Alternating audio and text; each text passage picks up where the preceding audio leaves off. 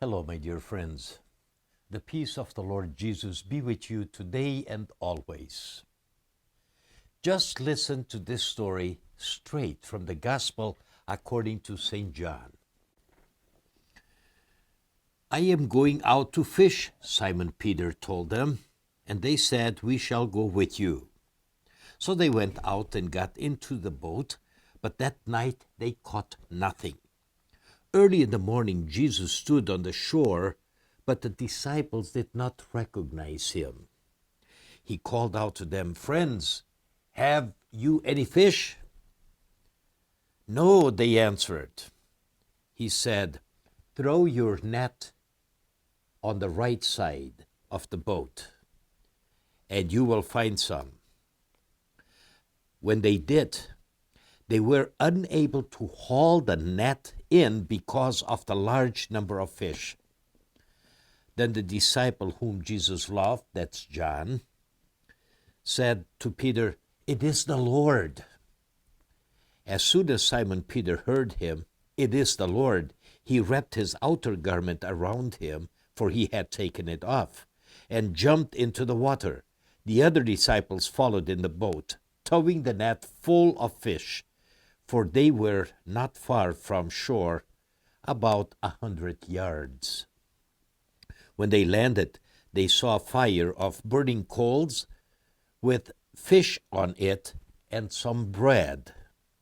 Jesus said to them, "Bring some of the fish you have just caught." Simon Peter climbed aboard and dragged the net ashore. It was full of large fish, 153 of them. But even with so many, the net was not torn. Jesus said to them, "Come and have breakfast." This is the Gospel according to St. John. You know, everything goes better when Jesus is near, even a fishing trip. He even tells the fish to go into a net. The Son of God has complete command over his creation. During my student years at the seminary, often at the end of finals week, we would say, "Time for John 21, verse 3.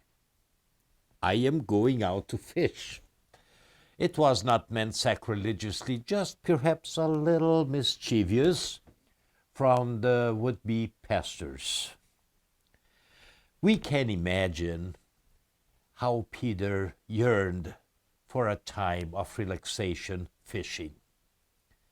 Yes, it was work for them, but it was a different work. We can just feel how they must have suffered inwardly during that terrible Friday afternoon when Jesus was crucified, and then the Saturday and the Sunday morning reports conflicting and sketchy about Jesus' resurrection, but they had not seen him yet. And then the night when they were listening to the excited two disciples on the road to Emmaus, and their report on how they had seen Jesus. And yes, he is risen indeed. And then Jesus comes and appears to them and says, "Shalom, peace be with you." A fishing trip can be very relaxing. But imagine if your fishing companion is Jesus. Wherever Jesus is, there is no anxiety or fear of defeat, because he is the conqueror, the ultimate conqueror that conquered death and the grave and sin. And he gives to you and me that victory. So in a way, we are going fishing every day with Jesus, because before he ascended, he said, "I will be with you always to the very end of the age." The peace of the Lord be with you always. So long.